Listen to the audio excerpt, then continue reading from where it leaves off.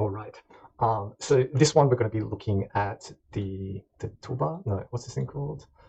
The toolbar or toolbars. So under configure toolbars, the default Krita doesn't actually look anything like this. Pretty much what I've done is I have removed everything out of the main toolbar, just because switching backwards and forwards between both of them, I just think is kind of pointless. It would be cool if you could double the width of this, and you could make these icons smaller. Not everything has an icon on here, so we'll try and see if I can find one that can do that.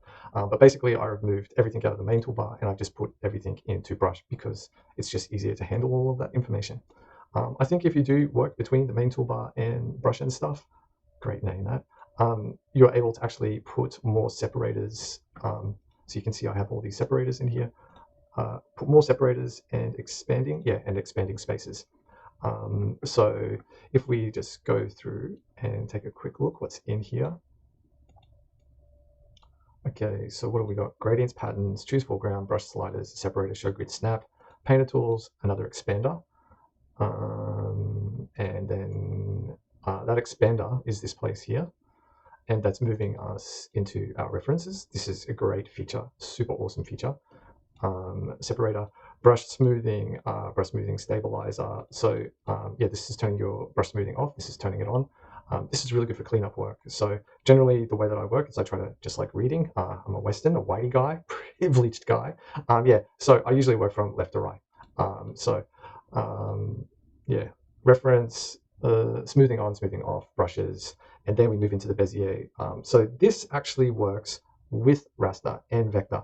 We are going to be looking at raster in here, and that's the way that I've been working with Krita, is with raster.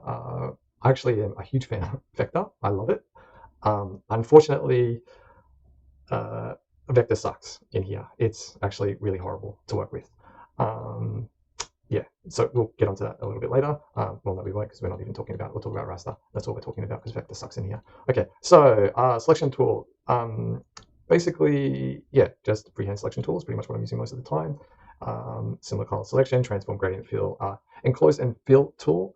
I think this just came out in the latest release of Krita, and this is one of the reasons why I was exploring it, because it's actually a super fast way to color, and it's fantastic. It's a fantastic tool. Text tool is in there, not so much for animation, but this tool is in there primarily for taking notes for either myself or somebody who I'm handing the animation off to. Okay, and then basically these are our basic shape builders. Again, these can be for vector, and these can also be used for raster. Once you throw these tools down, you can't manipulate the handles, so it doesn't work that way. It would be kind of cool if you could, but kind of defeats the purpose. Just a point on this as well, there may be some of you thinking that it's really tempting to work in vector and then convert that layer into raster. That's not a bad idea. It's a very interesting idea. I have looked at that. But the reality is like when you're working that way, like in some ways you're kind of splitting the difference between two different evils. And so one of the things here between working in vector and raster is like, especially when it comes back here to this brush smoothing is great. But then sometimes, it's actually easier for you to become a better artist than it is to use that tool. So instead of like leaning on technology and staying a really not so good artist, it's better for you to use your core and your shoulder and your elbow and your wrist and your hand and draw from your core and learn to use pressure on your screen or your piece of paper while you're drawing, and learn to rotate and other tools to actually make your hand-eye coordination better and faster. This can actually greatly increase and improve your speed of producing animation. So these tools are great, but don't use them as a crutch. I kind of really have, this is kind of the mindset where I'm at the moment. It's like lean on the ability of doing a lot of work and improving by doing a lot of work. Okay, the assistant tool here, this is a great tool for perspective, but realistically, the world's kind of moving into 3D backgrounds. And you know what? Like honestly, why wouldn't you? Why wouldn't you do that? You can block out an environment very, very quickly in 3D and throw some materials on there and some textures on there really, really quickly. And then you can just take a snapshot of it and then bring it into any application you want. Blender is really good at this, and it's really foolish not to be doing it. So yeah, it doesn't mean you can't do thumbnails when you're using and then block out something in 3D, but the advantage of the 3D is that you're not just doing that environment for one shot, you're actually doing that for potentially a multitude of shots. So if the character is in a particular bunch of sequences or scenes, or for a TV show, and they're going to be in that room, like in The Simpsons, they're going to be in the lounge room all the time, then that could be something that's incredibly handy. Okay, enough said about the assistant tool. almost tempted to remove it. For some reason, actually, it doesn't show. I just noticed it doesn't actually. Oh, yeah, it does show. There it is. So yeah, transform mask. This tool is super handy. Look, some of Krita's naming conventions are 정말 진짜 이상해. They're a little bit strange. There's no reason to put the word mask on the end of this.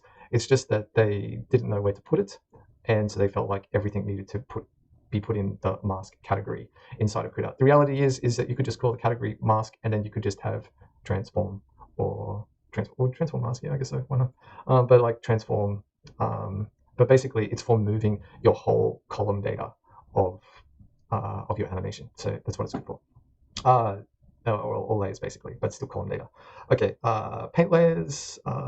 So basically, this takes your paint layer and converts it to a filter mask, selection mask, transparency mask.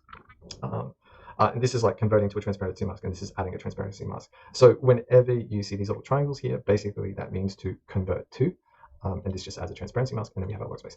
Okay, so that's it. The way that it works is, let's just add something in here, for example, like add group layer. Cool. Let's put it after our transform, and then if we hit apply, we can see it pops up here. Okay, and then if we don't want it there, let's go find it. Where did it go? Where did it go? Here it is. You can just click and drag it back, or you can use these arrow keys, and you can click apply, and then you can go, okay, and we're done. So that's basically the toolbar.